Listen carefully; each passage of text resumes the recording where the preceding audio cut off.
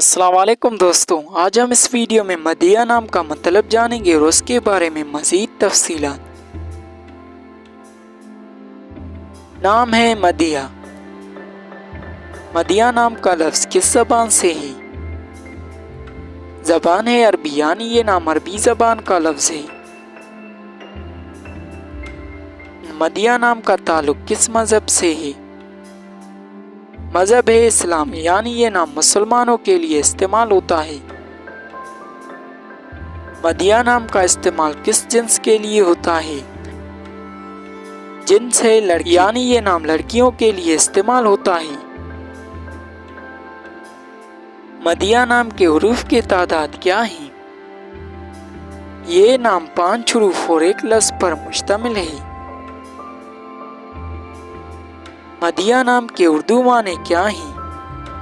مدیہ نام کے اردو معنی ہیں لائق، قابل۔